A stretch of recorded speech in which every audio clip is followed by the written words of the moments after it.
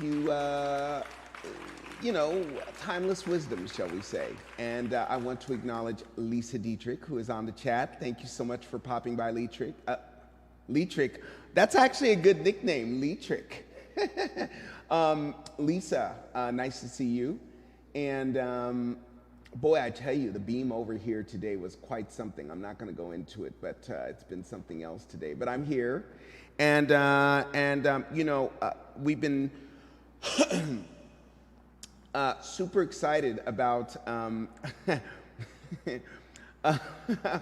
I think that Lisa finds my avatar quite funny, but we're seriously up to serious business here. This is all about unconditional love, and we don't know what's going to come through. We're just going to just allow the phone to ring, and then we'll see what people are talking about. But while we're waiting, how was your day, Lisa?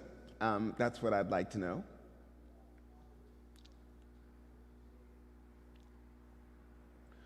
My day was, it was one of those days where I thought it was going to go one way, and it ended up going another way.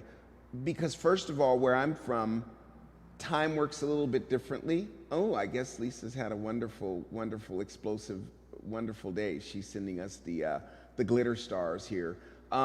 So yeah, I mean, the bottom line is that where I come from, time works a little differently, and you're not as subject to certain things, but the crossover, and then once I got here, and there's a lot of things going on here on Earth that are interesting, to say the least. Where I come from, we figured out a long time ago that unconditional love is the way to go. It's not saying that you let everything go, and if there's a little bad behavior or someone gets a little out of line, that you don't say something, but for the most part, you're operating from a position of unconditional love because it's the best way and it works. So I just want to talk a little bit before we open up the phones to everyone about things that are coming up. I'm gonna do a little something that Alan likes to do. The band has been chosen. Gerard, who is Alan's younger brother, has put together the band, and it's very exciting who we have here doing it. Of course, we all know that the amazing keyboardist Adam L. is going to be joining us, but then also two other brothers, natal brothers, are going to join my excuse me, Alan's natal brother and him. So it's super exciting. I think there's going to be something really magical that happens when that combination hits. It's going to be pretty good. So that's coming up, and that could be as early as next week. What we're going to do is we're going to do our regular format, which is, let's see, on Mondays it's Music Mondays, and then on Tuesday, and let's see, Alan told me this. Tuesday it's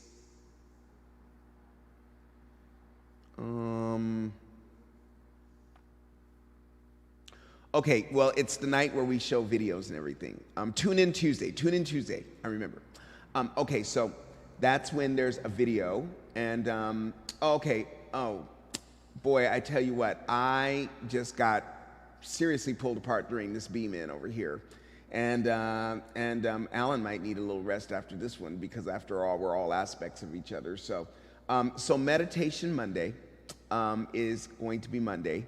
Tune in Tuesday, the day where we focus on different things, interesting clips ranging in a number of different subjects. And then it's going to be Workout Wednesdays, where Alan and his brother, and maybe even LaQuay and anyone else that's a part of the Cobbler family, will come in, and there might be a trainer, there might be someone else that will help put you through your paces with the workout. So that's what's coming up on Wednesdays. And then, of course, Thursdays, I'm here with you, the one, the only, Epiphany. Yes. So I'm here on Thursdays for as long as the contract, for as long as Alan can continue to pay me. You know, he does what he can. You know, we understand. Anyway, oh, we've got a phone call. Hold on. Call from Desiree Roussel. To accept, press 1. To send a voicemail, press... Hello? Hi, Alan. Oh my God, it's not Alan, it's Epiphany. Epiphany. Hi, Epiphany. I'm sorry. Oh, okay. Well, first of all, just give me a moment because I was just letting everybody know. One of the things that I discovered is that there's a lot of people watching the show that aren't willing to get in the chat, which at first I was really upset about. But then over time, I figured out that here on Earth, that's basically what. Oh, just a moment. I'm trying to center myself here. Okay. But I was telling everyone. So then we're up to Thursdays. We know that I'm here on Thursdays, Epiphany on Thursdays, and then on Friday, it's Fam Friday, where anything goes, everything goes. Generally on Tuesdays and Thursdays, Risque Robin is here on the set, asking us those risque questions that we enjoy so much. So the whole week is packed from 7 to 8. We have those formats going on. That's what Alan wanted me to relate to you. However, just before the show, which starts at 7, or after the show, there might be like band rehearsal or a recording session. Generally, Mondays, Tuesdays, and Wednesdays, there's going to be something going on just before or just after or both. So keep yourself tuned. I'll let everyone know when I'm doing the show. Now, tomorrow night is going to be Family Friday, and we're just going to be hanging out together, and Risque Robin will be here, and some good music, of course. So to hang out with us, 7 to 8, or hang out with us even longer is what I'm saying. So we want you with us. We want everybody together. How you doing, Desi? I'm doing. How are you? I'm good. So Epiphany is an aspect of Alan, and so just so you know, Alan and Desi have known each other since we were what, 10 years old? No, wait, 12 years old? Yeah, 10. 10 years old. 10. And have always been very close, even when we were mad at each other, right? Yeah. Right? So Desi's someone that's been in my field for a long time. Now, of course, Epiphany, myself, I am a much older aspect of Alan than Alan, who you get to hang out with. He's pretty old. I'm older. I'm almost 5,000 years old. So I do have quite a bit of wisdom. And, first of all, Desiree has an amazing voice. And some of the greatest duets that I've done in my life have been, yeah, right? Yeah. Me too. Yes, darling. Best duets I've ever done. Yes. There's been no other. I can't think of another. Yes, so you and Alan, I'm the male version of myself, basically loved to get, well, you guys got called to, you were on the hot circuit for the weddings for a long time, right? To do the duets and things? Oh, yeah. We were like, I don't know, Diana Ross and what's his name? James Ingram. Oh, gosh. No, yeah, well, we were the chipmunk versions of them at one point. And it was great because it was great. Yeah. We were good at what we did. Yes, absolutely. Mm-hmm. So let's talk about what's going on because you're up in the Bay Area, and I want to talk a little bit about what has happened over the course of the last 2 or 3 years, as much of it as you want to talk about. And just get into it. So you were living in Los Angeles. I was. I lived in LA for 30 years, almost 30 years. Right. Moving from the Bay Area, actually by way of Washington, D.C., and then to LA. Right. So, okay. Yeah. So you started in Washington, D.C., you moved to the Bay Area. I recently moved to the Bay Area. I've been back since 2018, I want to say. Right, but the whole gentrification thing, I went through a bad separation, and just had to move back home. So you hit a point in your life where you decided that you were changing, and the circumstances that you had around you, or the circumstances that you saw around you, no longer suited you, and you decided to make moves, but those moves set off other moves. Is that what I'm hearing? Oh yeah, exactly. Yeah, and it was just unfortunate. A series of unfortunate events took place. Right. And just kind of my path was pointed in this direction. You know, so that's it wasn't like it was eventually. I did want to, don't get me wrong, I did want to retire in the Bay Area. That was initially the plan. I just hadn't planned on coming up here, and coming up here so soon. It was a little sooner than you'd. Under these circumstances, and not under the circumstances in which I had to come back. Right. So you go through a tough divorce, and you find yourself back in the Bay Area, and what were some of the things that, now I don't want to put you on the spot, but what were some of the things that you saw that were surprising to you when you moved back into the Bay Area? Oh, tent cities. Yeah. I've never seen them before growing up here. Yeah. The homeless issue, we didn't grow up with that. No. And I had never seen it before until I actually got to Los Angeles, and that was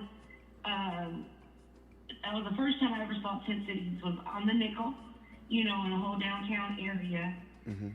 That was like a phenomenon to me. I'd never seen that before, and then it became the norm down there.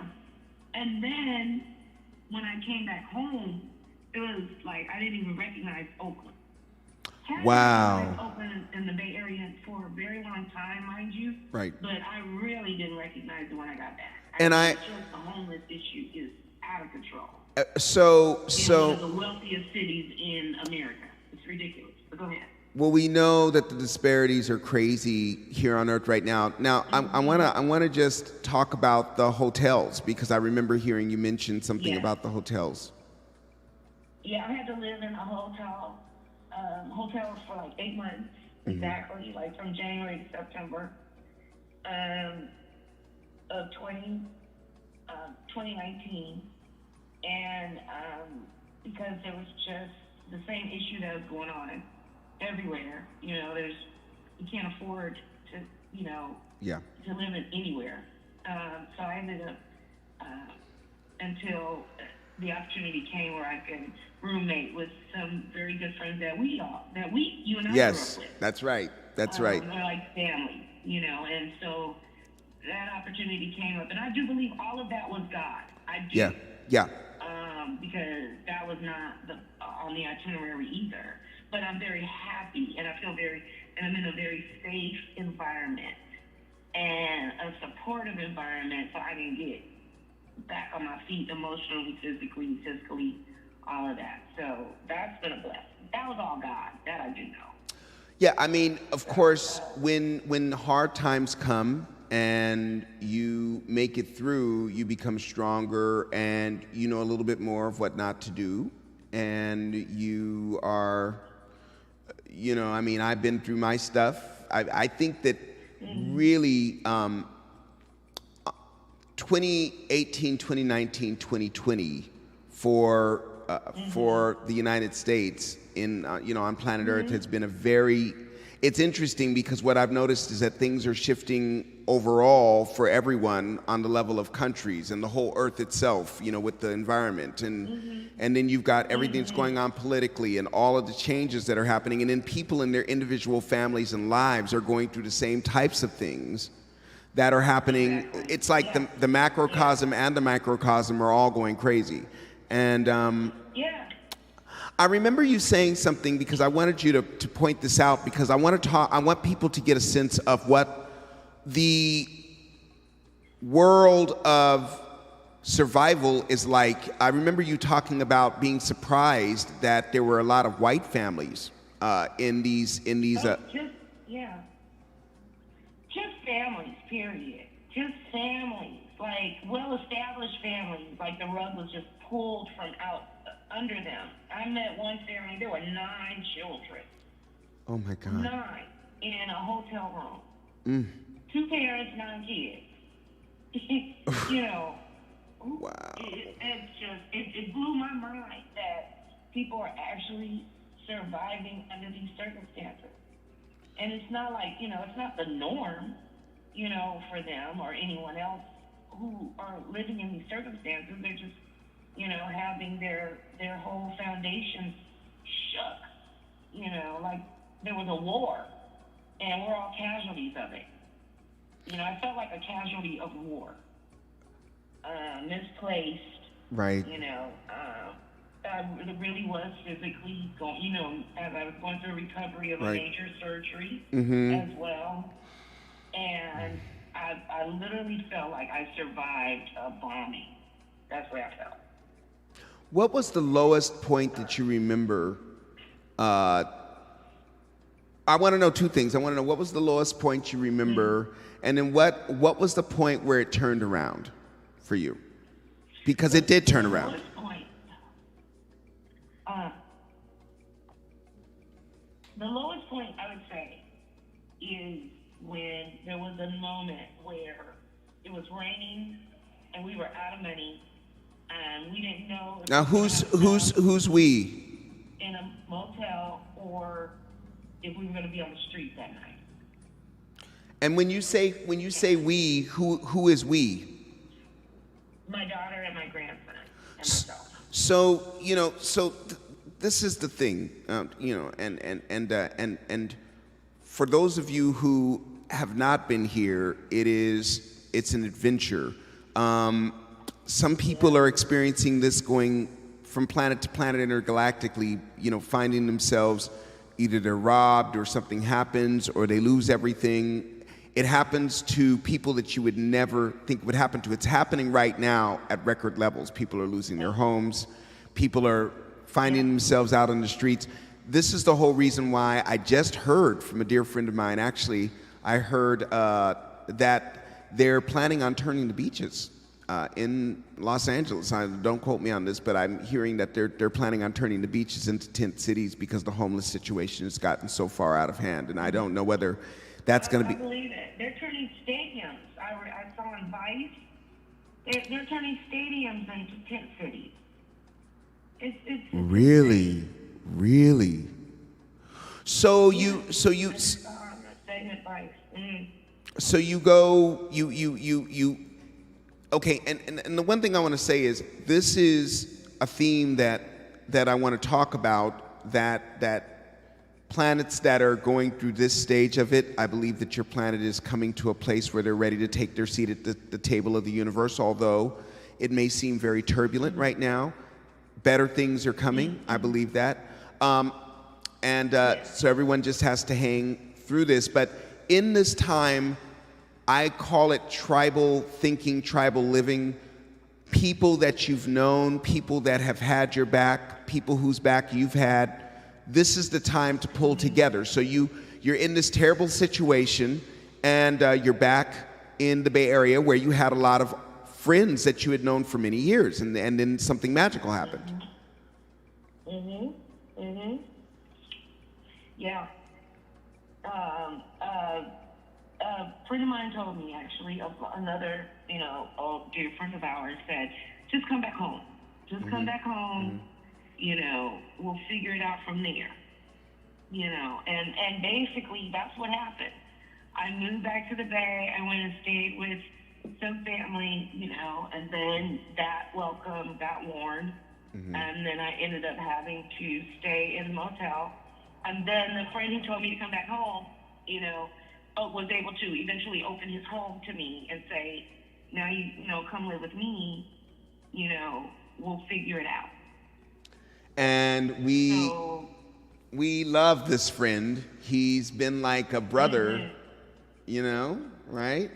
Yeah, totally, yeah. He is, we're all family. All of us who went through that whole, community. We were family. Yes. And so, basically, that's what happened. And it just, like I said, it was all God. I didn't see any of this taking place. Me actually moving in with people that I grew up with, you know. But that's the times we're living in right now. Yeah, exactly. I looked up one day and it was like, come here. And I was like, okay, thank you, you know. I woke up one day and it was like, okay, you can come here in a month, you know, that kind of thing. So, and that was awesome. Because I wasn't very healthy either. I was seriously sick, had some setbacks with my health. And I was had no idea. I was just taking it one day at a time. So there were days where I could not move, and then there were days when, you know, I had a lot of energy and got a lot of stuff done, you know, but then there were just those days when I was scared that I was never going to be able to get up and move again. You know? So the moment where it began to turn around was when? What was that moment where you said, wait a minute? You know how sometimes it's not that anything around you has changed, it's that you just get that feeling that everything's going to be all right. Did you have that moment? Yeah, I did. Matter of fact, sometimes in the hardest moment, I thought to myself, God, you did not bring me this far to leave me here.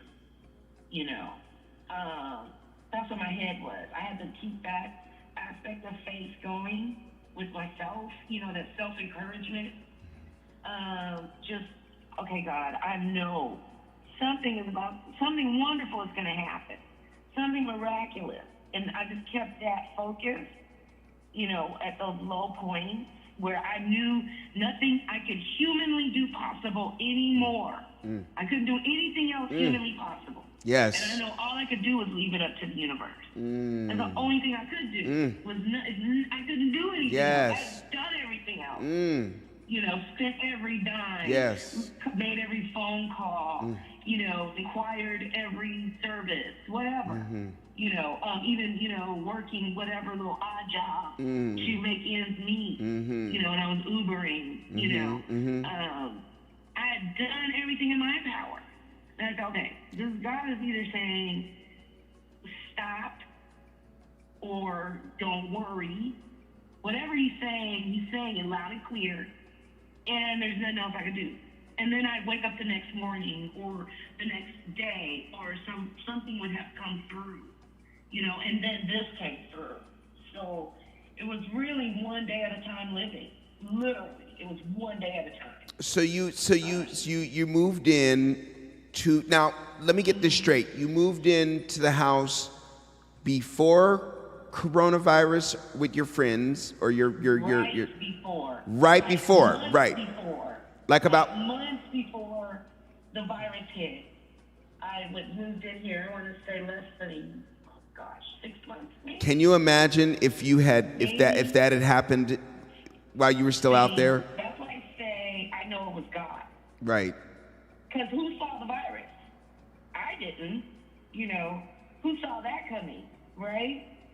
And so that's where I say I know it was all God. Because even my daughter was out there struggling really hard. Even after I moved in here, she still got her and her son, you know, to shelter and had a plan, but that fell through.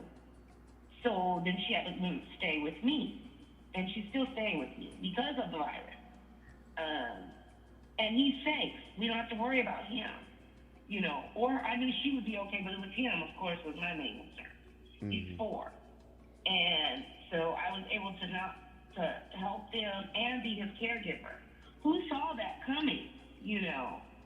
Well, I didn't. certainly no. I don't think anyone here. God. Yeah, no. Okay, so then the coronavirus hits. I'm kind of closing my eyes. I'm seeing the bonds getting even tighter because everyone's scared. The whole world is kind of like collectively like rocked back on their heels. Yeah. And so there's that kind of almost romantic period where the earth teeters on the edge for maybe 4 or 5 months. And then you're kind of realizing that you're all stuck in this house together and can't get away from each other. And I'm assuming that things probably are getting a little bit interesting, shall we say? Well, It's okay. We worked it out. All three of us can work from home. Well, two of us definitely do work from home. Okay. All three of us were working from home at one point. At one point. And then nobody was Everybody leaving. had their own Yeah. space. And no one was leaving the house. And you were working from home? Yeah, as taking care of my grandson. Right. And my one of my roommates, he is a barber, and a Yeah. stylist. Yeah. And then my other roommate is a tech guy. So, and he works, for hospital. But he works on the tech end. So he, when they, made everybody work from home, he was able to do that. So all of us were working from home at one point. That again was all the universe just lining everything up. Because all of us had went through a serious transition, mind you. The barber moved from after living in New York for over 25 years, came back to the Bay Area. Right. And then 2 years later, the virus hit. 2-3 years later. And then my other roommate, the techie, his whole job, because of the virus, everybody had to start working from home, and eventually that company has a massive layoff. But he had already transitioned into another company where he could work from home or from the actual, facility. And he had also lost his house. His house, 2 homes, mind you. He lost 2 homes previous to all of this. Wait, who is this? The lost homes? This is the tech. This is. Oh, right, the tech. Right. Okay. Yeah. Okay. He's the tech. Wow. And Was so that? I'm trying to keep anonymity, Right. Of course. Was that? Their anonymity. But Absolutely. Yeah. Was that? He lost 2 homes But and had to move into the house. what I was going to ask was that due to 2008 or was that due to the coronavirus? I want to say it was due to 2000. Oh, no, that was definitely prior. It was 2000, the whole real estate Subprime thing. issue. The real estate drama, right. So, let's take a moment to pause here because I want to kind of bring all this together because we're coming up through this story, and I want to really thank Desi for calling tonight because I feel like this is really important for people to know what's going on out there, and for them to know that things do turn around. They do. No matter how hard it seems, things do turn around if you just hang in there. So, you basically now are experiencing a few things that might be a little bit frustrating. You want to talk a little bit about some of those things? Well, Sure. Right now, I was talking about how, there's a post-traumatic stress syndrome in the air. Like I said, I feel like I was a casualty of war. Going through my divorce and losing everything that I worked, well, not through my divorce, my separation, not divorced yet, but just losing everything that I worked so hard for. Being in the entertainment industry, being exposed to a quality of life that I no longer have evidence of. Yeah. There's no evidence of that life. But let me just pictures or go ahead. I was just gonna say that the only evidence that ever has mattered is literally your spirit and your soul. True, that's true. But when you're in the industry and you take great pride in pieces that yes. your collection of whatever material you think is important to you. I'll be more specific. I had a beautiful jewelry collection that I no longer have. I have beautiful pieces of artwork that I no longer have. Very personal pieces. Yeah, I understand that. That hurts. Yes. Gifts for people who worked very hard in the industry and shared, gave me gifts and shared things with me. I no longer have those things.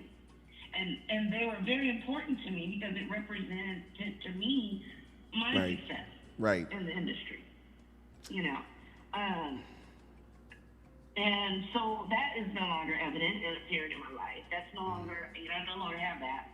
So that too feels like, I feel like, I won't even go get my nails. I've had nails since I was 15 years old, acrylic nails, and I won't even get them done anymore because I feel so, I don't even want to think about what I went through to have to outgrow them, not getting them done, can't get them done, can't get them done. You know what I mean?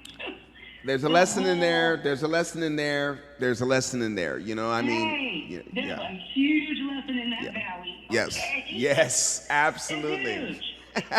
I'm saving a lot of money. Yeah. I'm saving some money. Right. I mean, because the nails up here are just, the prices are outrageous, ladies. I just want y'all to know. In the Bay. Really? What are the prices? I'm talking $90 easy. What? Yes, child. The money I pay just to have my nails cleaned up. Really? It's ridiculous. I'm like, are you effing kidding me? It is. I'm like, I'm almost there. I'm just like, I may not even go back ever. It's just crazy. But I have my little ego issues, so I'll keep my pedicure. Wait, hold on. You gotta keep them tight. Yeah, the nails. Wait, the nails. Sacrifice. Oh my God. So I'm there. I'm like, I'm in shock at all of that. I'm 52 years old, so this Right. is a luxury. I'm at the bottom of the list of pampering for myself. You know what I mean? That is like, I'm on that. Whew. So I just want to. Okay. So I one of the things that I want to talk about is what I think after hearing this whole thing, I want to bring it all together, because it's something that is really a theme of really the last, I'm going to say 5-6 years. So 2008 and 2009 happened, and a lot of people get hurt. Yeah. Badly. Yeah. Especially people Yeah. who thought that they were going to be able to use their brand new home, subprime home, to build their financial future. They went for it. A lot of them, especially a lot of minorities, lost a lot at that time. Yeah. And they kind of clawed their way back. This was where I saw a lot, the whole trend of families moving in together, people buying, two families buying a home, all that stuff began to happen. I wanna also acknowledge G. Savory, who's just come on to the chat. So nice to see you. So then here we're riding all the way 2008, 2009, 2010, 11, 12, 13, 14, 15, 16, 17. And all while that's going on, people are just starting to get themselves back into position for whatever, right? And kablammy, the coronavirus. Right. Yeah. Yeah. Yep. And so, Knock upside the head. Yeah. so then,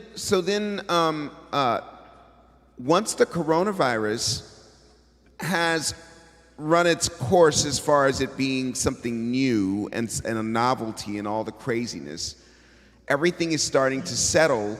And what I hear, and we were talking about this earlier, some of the things that were really irritating you and all that right now, but what I hear is something that I'm hearing a lot out there, and when I close my eyes and go into the field, I recognize it everywhere, which is that there's a collective grieving. You were talking about it earlier. There's a collective grieving going on because a lot has been lost. Not just material things. A lot of material things have been lost over the course of the coronavirus, and even prior to that, as we were talking about. The thing that's been lost is a way of life. Yes, that's what it is. You've lost a way of life that you worked so hard to establish. and thought you were on the right path, and it was supposed to be, like you said, it was supposed to sustain you. Yes. And it didn't, and it's not your fault. It's nothing you did, Yes. It just is what it is, and it happened. Like I said, a casualty of war. It's nothing you did. You didn't declare war on yourself or any of that. It's just. But in a way, in a way, it's almost like you go into a war, and then after the war, because wars, although they may go a long time, don't last forever. But then you have all the soldiers that were in the war that are dealing with post-traumatic stress. Exactly. And wouldn't you say it in a way that's kind of how you feel, or kind of how you see everyone? That's exactly how I feel. Mm-hmm. That's exactly how I feel. You look up and you say, I did my job. Right. What just happened? Right. What just happened? Right. What just happened to right. me? Right. What just happened to everything that I worked so hard for, and what I worked towards, and all the plans that I was working towards or on, or you wake up and you don't even recognize the world. You don't recognize yourself. You don't recognize anything that you had on paper. All that is just null and void. And that's the way I kind of feel. Like, and it's not like you said, nothing lasts forever. The storm does pass. It feels like it's forever when you're in it. Mm-hmm. And then when you're out of it, and you walk out of it, and you're starting to clean up or whatever, and then you're looking at your cuts and your bruises and your scars, and it's like, well, where'd that come from? Where'd that come from? I'm kind of there. I'm just like, I thought I had dealt with that, or I thought that, that was healed, or okay, I was but okay with whatever. One thing that you need to recognize, I don't want to cut you off, but I want to just say that one thing you should recognize is that at every level of awareness, you're going to notice things that can be better. I do believe that progress. I want to get to some solutions, because I'm kind of getting a sense of where the problem is, and I think it has something to do with this collective grieving. And as we know, women hold on to this grieving in another way. When the heart has been hurt, then the finances have been hurt, then the living circumstances have been, and there can be shame that is associated, which you can choose it or not choose it, but there can be shame. How come this is happening to me? What have I done to cause this to happen to me? Have you ever had those thoughts? Oh, for sure. Mm-hmm. For sure. That's definitely part of the grieving is the shame. Mm-hmm. And it's like I keep repeating myself, because it's the same stuff. It's like I thought I did everything I was supposed to do. Yeah. I even went and got therapy in the midst of it all. I could make sure I was making the right decisions based on, the right whatever.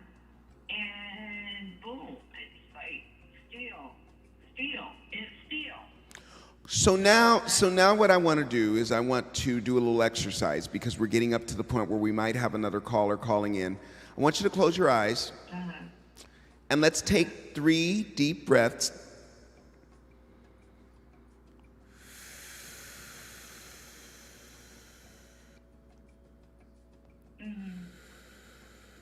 Are you there? I'm here. Okay, feeling a little calmer? Yeah. Okay, good. All right. So now I want you to envision in a complete dark, complete black. But before you, in a very gentle way, appears a door. It's a lit door. And I want you to turn the knob, and I want you to open the door and walk through it. And I want you to tell me where you are when you walk through that door.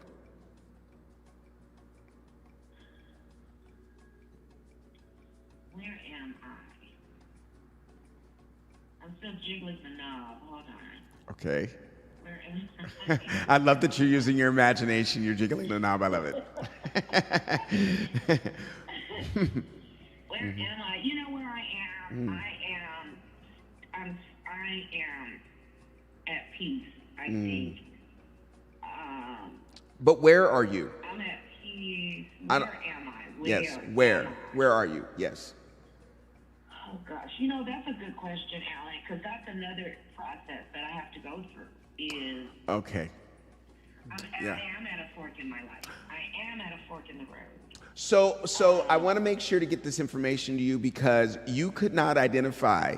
So here's an opportunity for you to be anywhere you want to be. This is a very interesting thing, and I've been through this exercise before, and it really does reveal a lot. Here's an opportunity. Nobody else is around. You're alone. Everything is dark. No one can see you. And you're given the opportunity to walk through a door to go anywhere that you want to go. And you walk through the door and you can't even identify where that is. Well, how are you going to get to where you want if you can't identify where you want to go? True. Yes, that's where I am. That's where I am. Right. So. That's exactly where I am. I'm in the abyss. I'm there. I'm falling. No. Well, all right. We don't want to. Okay. So I don't want to call that in. You're not falling.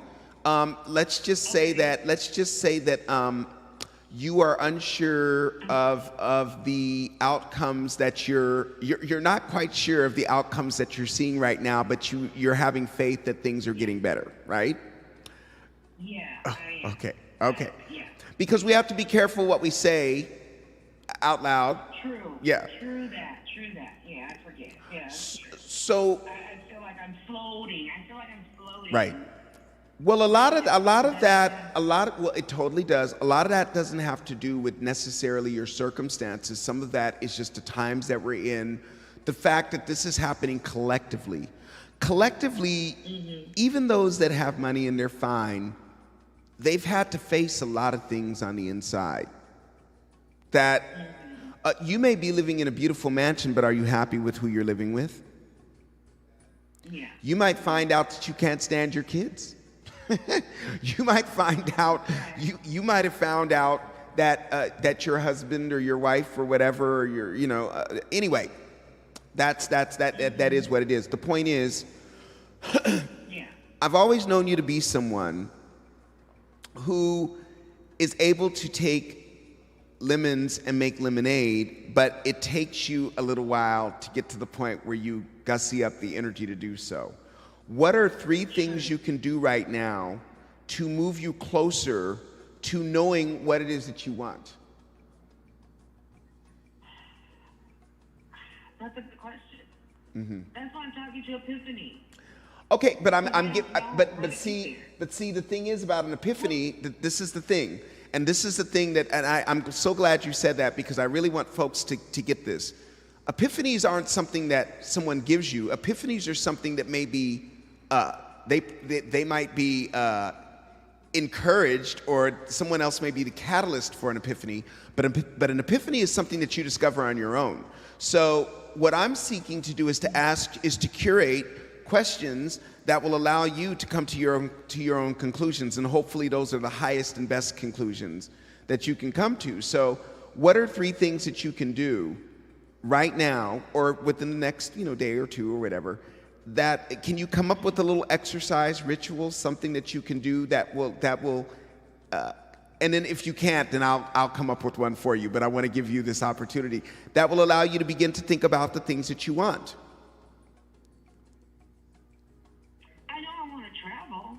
Does that? Okay. Well, I think this is a I know I want to travel. I know I want to work. And back in the industry, I want to get back in there. I want to work. And I want to make money. Well, okay. So, you and everyone else. Right. Yeah. Okay. So. Be specific right now. I can't. I have no clarity. It sounds to me. Okay. Listen. First of all, let's come against that because you have all the answers that you could ever seek. It's just a matter of calming yourself down enough to access those answers. Okay. So. And that's what I'm seeing when I go into the field and I'm seeing everything right now. What I'm picking up on is the fact that there needs to be some time carved out for a disciplined practice, and there needs to be which brings patience. Of course, it's not the easiest thing to do, but it does calm the spirit down, because the abundance mindset that I'm hearing you talk about, the money, the travel, all that, this is an abundance mindset, correct? Mm-hmm. Okay, so abundance comes when you're feeling good about yourself, you're feeling good about the people that you're around, you're feeling good about your circumstances, you're feeling great. And now I'm not saying that I'm not saying that it's yes, okay, so you know what? Why don't we I'm just looking at the chat here, and I'm seeing somebody saying that that breath, being able to do breath exercises is something that is, one of the ones that we do here a lot on the show, Desi, just so you'll know, is 7 seconds in, 5 seconds out, 5 seconds in, 7 seconds out. It's pretty amazing. Why don't we try that really quick just to calm ourselves right now? And the unevenness, you'll see what I mean. Okay, so we're going to do 7 seconds in, 5 seconds out right now. 7 seconds in.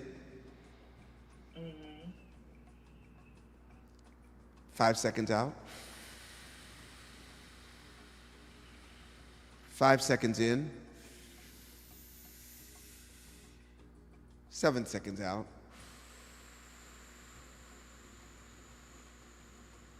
7 seconds in. 5 seconds out.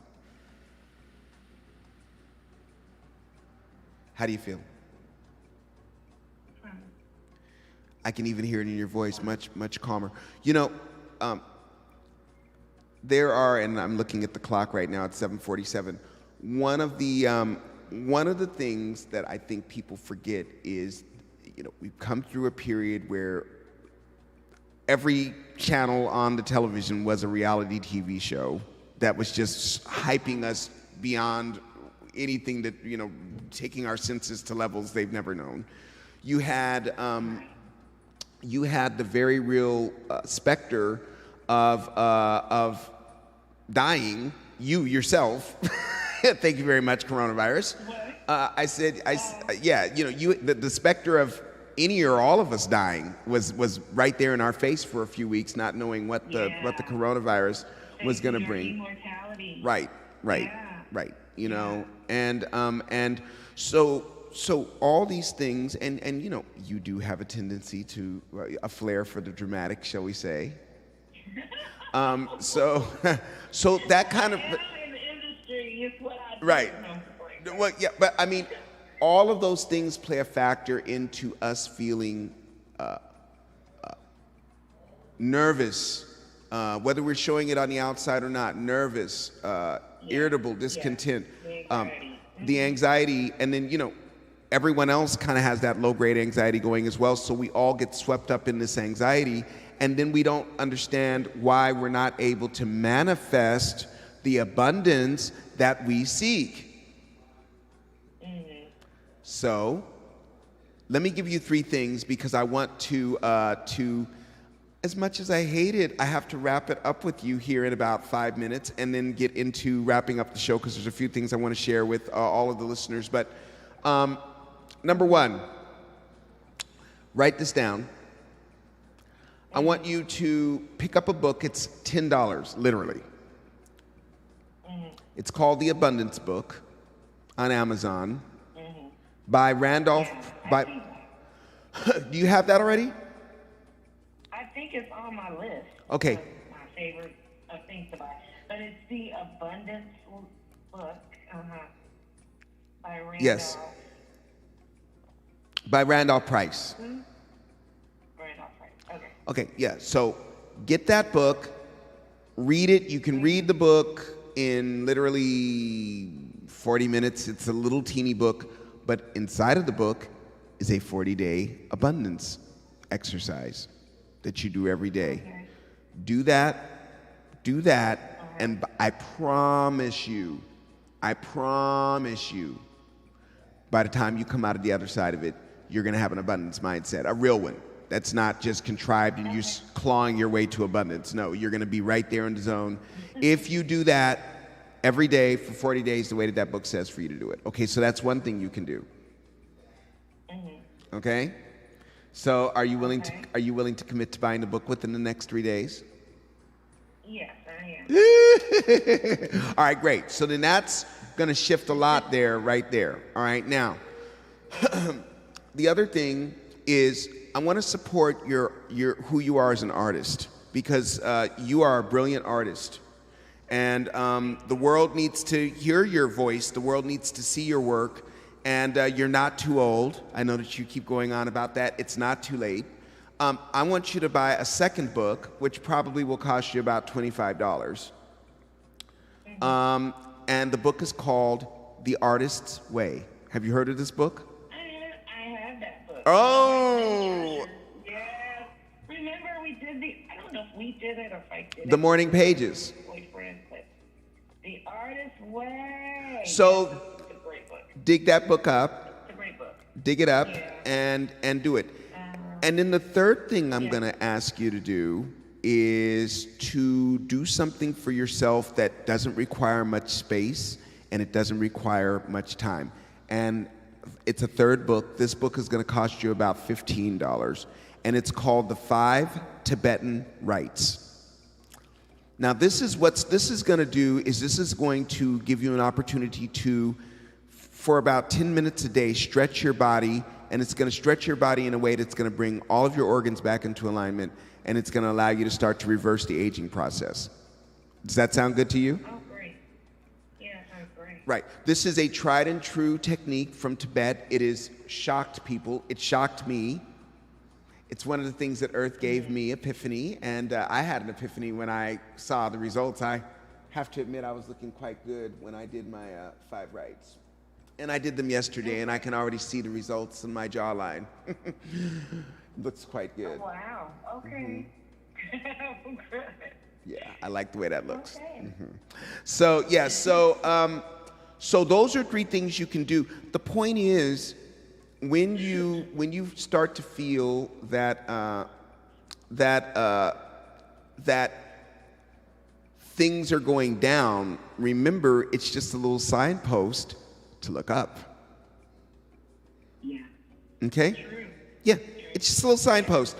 And then instead of sitting there and wallowing in the fact that things aren't good for you right now, because I want them to be good for me right now, put yourself a little plan in motion. Okay, I don't have any money.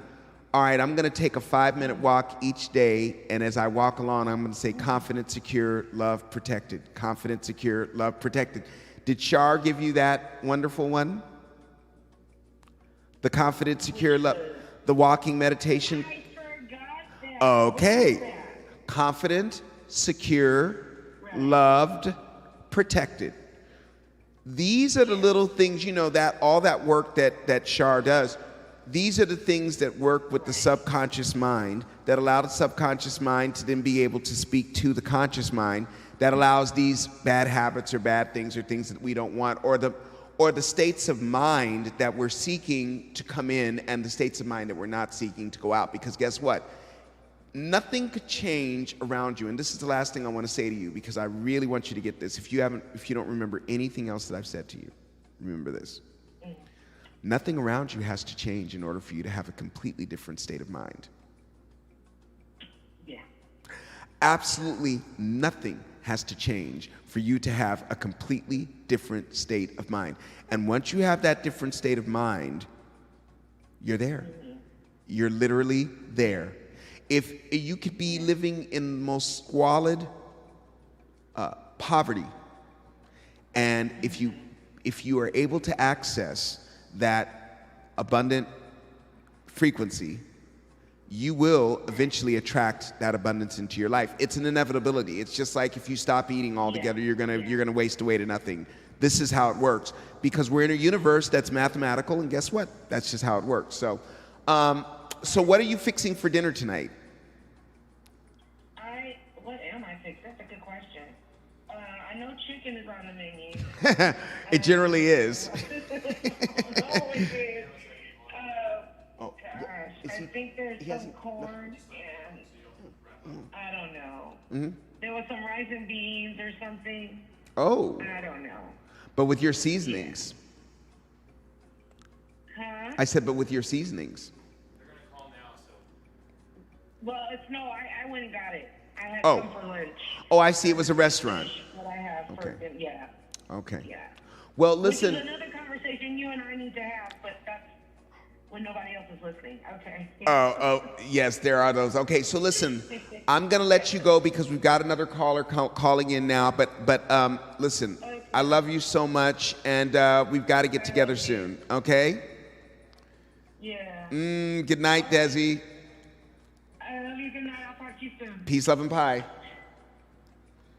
That was amazing. You know, oftentimes we have tools in our toolbox that we forget about, and already, you know, the confident, secure, love, protected, she totally forgot about it. She forgot about books that she had already. And these things, let me tell you something, a book like The Artist's Way or a book like The Abundance Book, don't throw those books away once you've read them. Keep them on your shelf, pull them out every 2 years. Think and Grow Rich. All of these classics that have brought so many people here on earth from one place to another place. These are portals. These are wormholes that allow you to get, just like I get from another whole galaxy and come to Earth to do the Alan Show, you can get from one place in your life to another place in your life through just seriously doing the work. You've got to do the work to tell the subconscious mind so the subconscious mind can begin to put it in the conscious mind, and the conscious mind starts thinking about it, and then it begins to manifest because you're taking those steps. So I think we're going to have a second caller. I'm hearing that we're going to have a second caller, which is really exciting.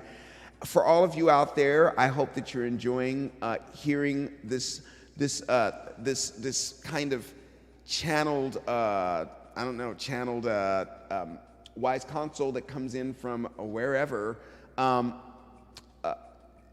This collective grieving that Desi was talking about is something that really, really, you know what? I think that the caller is trying to call in and he's not able to get in, so I'm going to try calling, or her, I don't know. Let me see.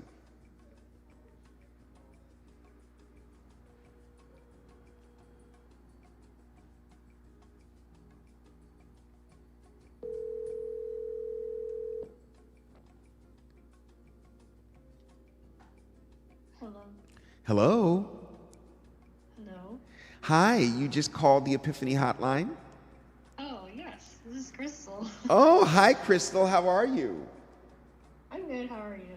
Oh, I'm doing good. You know, I just got off the phone with one of my old Earth friends that, so basically, let me introduce myself. I'm Epiphany. I'm almost 5,000 years old. And I'm an intergalactic traveler. I come from, you know, I've lived in many different star systems, but I'm a part of the Alan Collective. I'm another aspect of him, so we know each other very well. Indeed, we kind of are each other, but I'm another aspect of him that's a little bit older than him, so I definitely have to put him in place sometimes. So tell me what's going on. How you doing? Oh, yeah. So, where do I start? Well, I guess I just want to talk about my current challenge. Mm-hmm. So for me, right now, it's really just finding a full-time job. I hadn't held down a full-time job before. Okay. So, Ever? no, yeah, ever. Okay. I worked in coffee for a really long time. Wait, let me get this straight. You worked in coffee? Yeah, I was a barista for a really long time. Oh, barista. Okay. Yeah, yeah. So, so currently, I just continue to battle with imposter syndrome. So I'm looking to apply for jobs. Which like syndrome? this. I'm so sorry. Imposter syndrome? Imposter Imposter syndrome? syndrome. Can you explain what that is? Yeah, so that's when you have doubts about your abilities, even though you know you have the skill, but there's always just like this doubt that makes you question that. Okay. Yeah. Okay. So my question is, what word of advice do you have to help, like, kick that voice of doubt out? Okay, This is just what's like holding me back. so imposter syndrome, Laquaque has put into the chat, is a physiological pattern in which an individual doubts their skills, talents, or accomplishments and has a persistent internalized fear of being exposed as a fraud.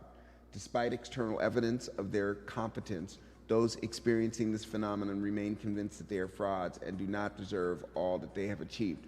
Okay, so you're telling me that you've been diagnosed with this? Is that what you're saying, or you just know this term and you feel like what you're experiencing fits the bill? Yeah, the latter. So I just definitely feel exactly what LaQuay pasted there. Okay, all right. So tell me a little bit about your childhood, as much as you feel comfortable. Sure. I was very shy, very shy child. I didn't get a lot of encouragement from my parents. They just kind of, put food on the table. So, yeah, I didn't really have any hobbies that I stuck. My parents didn't know how to encourage me, or just like they never noticed those things. So I don't know, other than that I had a pretty normal childhood, I guess. I want to stay right there because this is, believe it or not, the beginning, middle, and end of everything that we're talking about here tonight. Okay, because you're calling it imposter syndrome, but one of the things that a lot of people are beginning to connect to now, and I'm sure that you've even gotten, whether it's just glimpses or snatches or an epiphany, excuse the pun, of this truth. Let me see how I'm going to say this.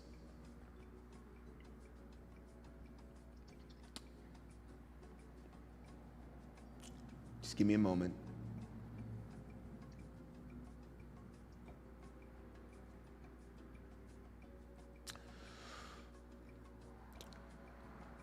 The first 7 years of your life there's a period where you're really not putting anything out. You're only receiving information. That period is when you're being programmed. It's just like a computer. You're putting the information, the data into the computer. Then you hit an age where you begin to assert yourself a little bit and kind of start testing the waters to share your essence, to share who you really are. And at that point, if you have not established a bridge of trust with your primary caretakers, which generally are your mother and father, then when you get to that point where you naturally begin to assert your will a little more or begin to share your personality a little more, if that is rejected, you have been completely set up for imposter syndrome. Because the only way that you know who you are is for your parents to tell you. If they tell you you're pretty, then you're pretty. If they tell you that you're ugly, then you're ugly. If they tell you that you're smart, then you're smart. If they tell you that you're stupid, then you're stupid. The worst thing they can do is to leave you on your own and not really energetically be feeding you the love, setting that relationship up so that it's a relationship that's based on love and trust. And so when you don't have that, you described that you weren't being encouraged by your parents. I see that as perhaps, and I don't want to overstep, but I see that as the symptoms of a deeper problem where your parents were disconnected in some way, didn't understand that you needed certain kinds of encouragement, especially noticing that you were very shy, even more that you needed that encouragement because you weren't kind of asking for or showing what you needed. Am I off here, what I'm saying? Yeah. I am off? Oh, no. Did you hear that? I said, am I off? Yes, you're off. So I want you to just understand something.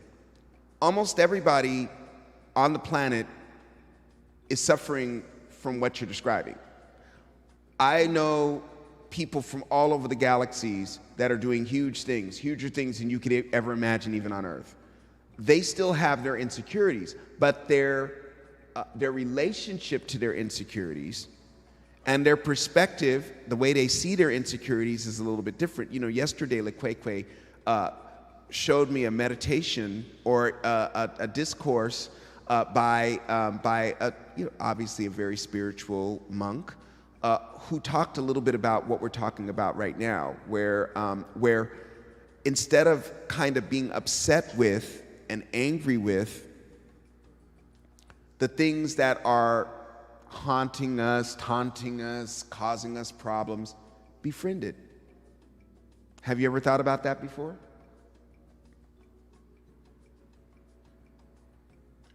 No, I haven't. Because deep down inside, when you think about it, you know it's not going away, right? Yeah. It's not going away.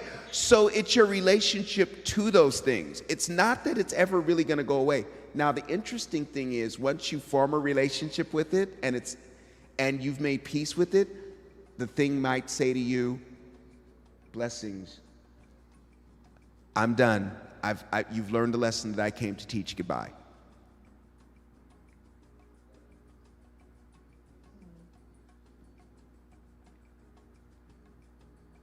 Yeah, I definitely recently realized that I just have to become comfortable with it. Mm-hmm. Mm-hmm. And I think I get a little bit more comfortable with the more confidence that I gain. Mm-hmm. Yeah, it's always going to be there. Have you looked online and looked up if there are any imposter syndrome support groups anywhere around where you live? No, not specifically. So I want to go into the design field, and that's something that a lot of designers talk about. So I just kind of discuss it with my other friends who are designers, but not I guess that's sort of a support group. You know, so you're. This is very interesting to me. You're saying that this seems to be a pattern in the design world, that people are displaying or talking as if they don't know how good they are or don't. Yeah. That's interesting. Do you think that that's a symptom of kind of the? I don't know if the design. Well, I do know. Let me just.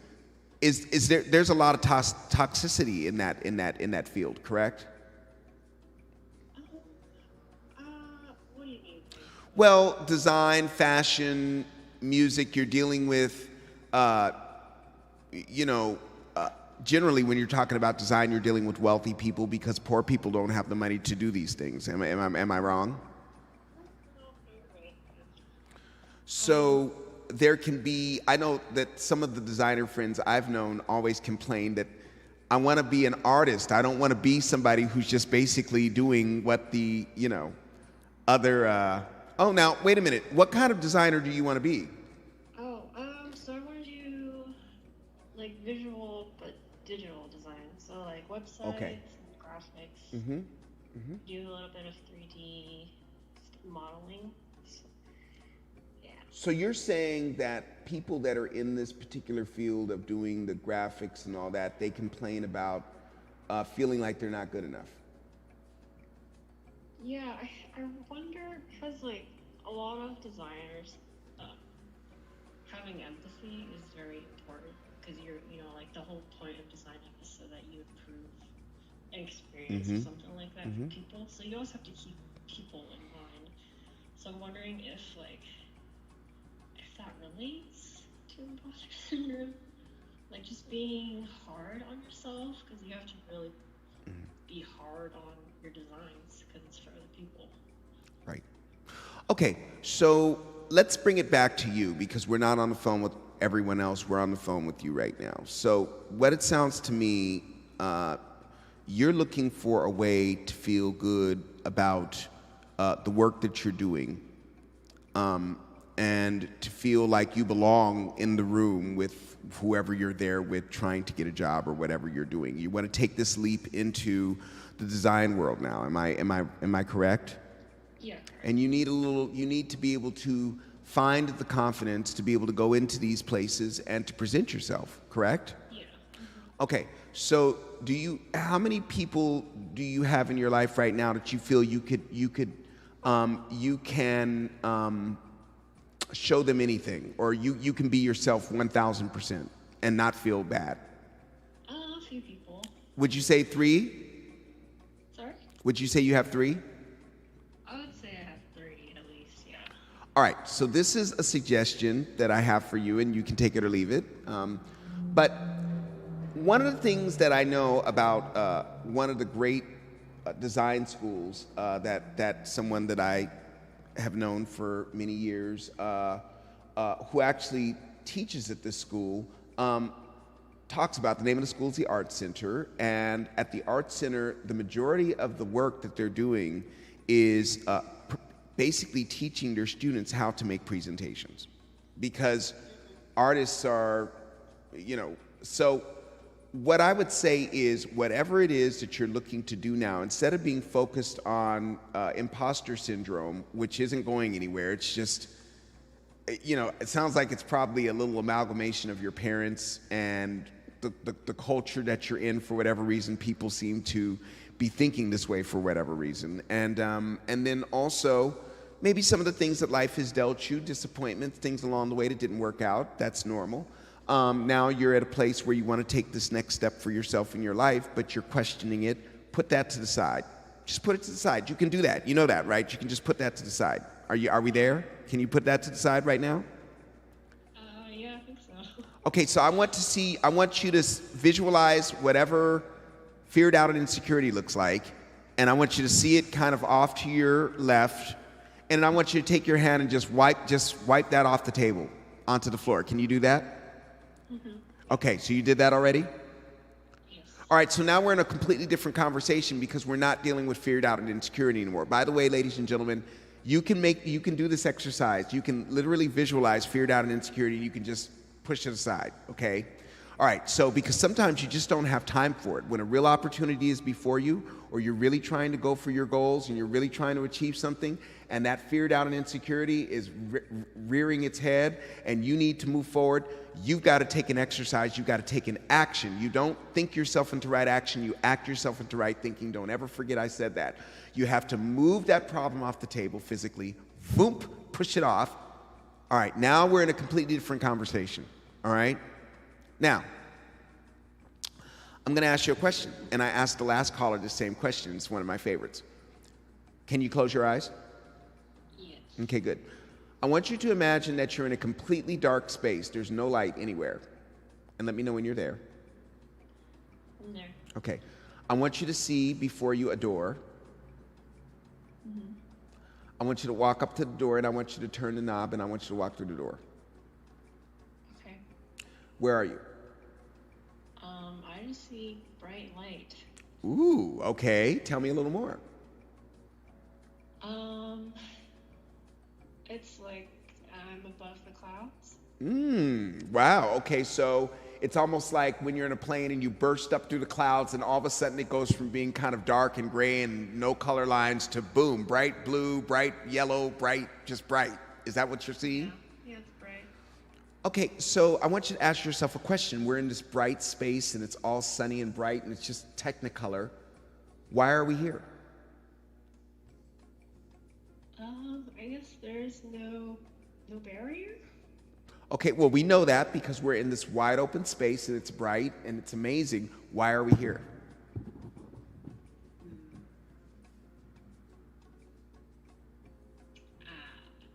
Okay, all right, so that's where it breaks down. So the thing is that the more specific you get, and this is very normal, by the way, this isn't abnormal, because a lot of times we're sitting around and we're thinking about the problem all the time, and we're thinking about how we're getting angry, we're getting upset, we're getting besides ourselves because we're focused on the problem. You know how they say on planet Earth how the devil is in the details? this is it. This is what therapists do. They help to focus you in on the details because they can see where the work is. If you don't do the work, you're not going to get the healing. If you don't do the work, you're not going to get the job. If you don't keep doing the work, you're not going to keep the job, right? Are we in agreement on that? Yeah. So your work has to do with beginning to, and it's not always easy, but beginning to do things that work for you. That wipe it off the table thing and the door exercise and all of that. That's just one way to do it.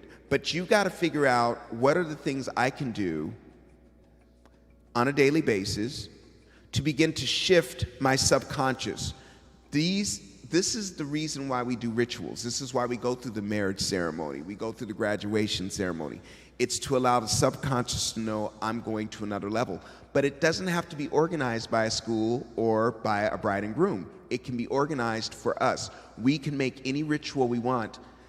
It has to be something that we're not going to forget. It can't be something that's just like, whatever. It's got to be something that's really powerful, and that's going to say, on this date, I made this stand for myself, that I am going to shift into this thing in my life. And keep on doing that. Don't do it in front of other people. Do these rituals on your own. It could be as easy as putting up Post-its on your mirrors. And I would love to have you come on every Thursday, but I'm sure Alan would love for you to be a part of the Cobblertown community, because that's what this is all about, is unconditional love and support and really banding together, just to let you know, Crystal. Just to wrap it all up, Crystal, it sounds to me like you need to begin to toughen up a little bit in the way of, I'm going to have to do some work to shift my mind. I've been set up by not being encouraged, never being given any idea of what my value is by my primary caretakers when I was younger.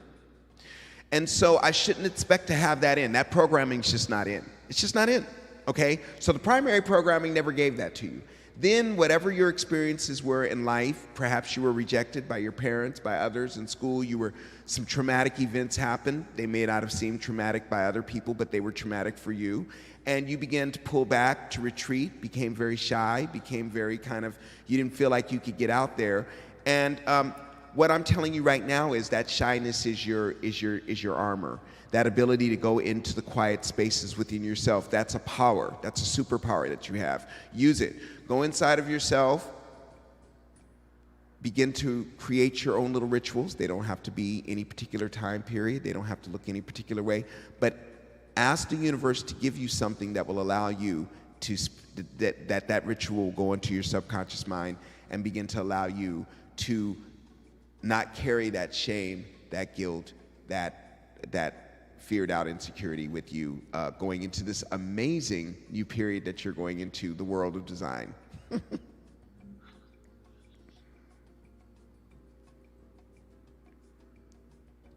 Hello? Yes. That was a lot of talking, wasn't it? How do you feel? I feel like you hit everything on the head. So, yes. The good news is that you can go back and you can look at this, because this is going to be up as soon as the show ends tonight. You can go back and you can take a look at this. And it's funny. A lot of times when I look back at the show that I've done, which I enjoy doing while I'm taking my Merkaba back to my star system, I enjoy watching the show, and it's interesting how many things come through. A lot of things are coming through for you right now. The biggest thing for you, Crystal, my lovely spiritual being having a human experience, is for you to begin now to do the hard work of getting yourself out of this so-called imposter syndrome. I know that it seems real, but you can overcome it. I promise you, you can. Understand that the programming was never put in for you to just have this on your own. Some people got it, some people didn't. You didn't get it. So you're going to have to put it in yourself.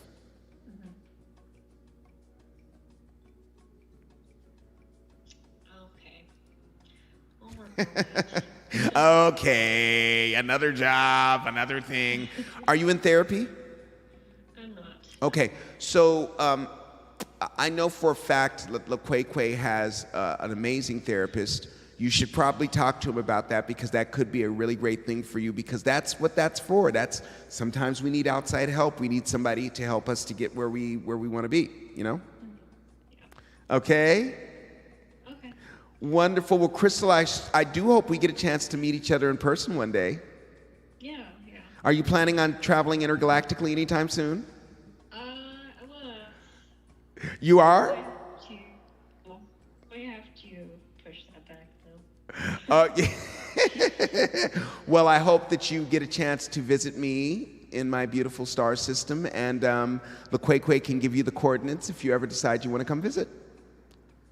Okay, sounds great. All right. Peace, love, and pie, Crystal. I'll talk to you again. Thank you. Okay, thank you. Have a good night. Wow, you know, it's just incredible when you start talking to people, all the things that come through, because it's almost like they're pulling it out of me. I'm just here. It's great. I just feel amazing. I feel invigorated because whenever we get a chance to help or we get to share something, it's always so wonderful. So, I don't know. I think LaQuay might be deciding to do something that he's calling a raid, which sounds quite exciting. LaQuay, were you planning on taking us somewhere tonight? Once everyone leaves me, I just want to look at my profile here. Ooh, okay. Hey. Oh, okay. So I guess you guys are going to be going to I don't know. LaQuay, where are you taking us? I'm quite excited. We've been to Japan once. I saw that. And then where did he take us? He took us to, I think he took us to South America, maybe, I don't know. But he tends to like to take us places, and generally the places he takes us are really, really good. So I'm excited to see what he's got going.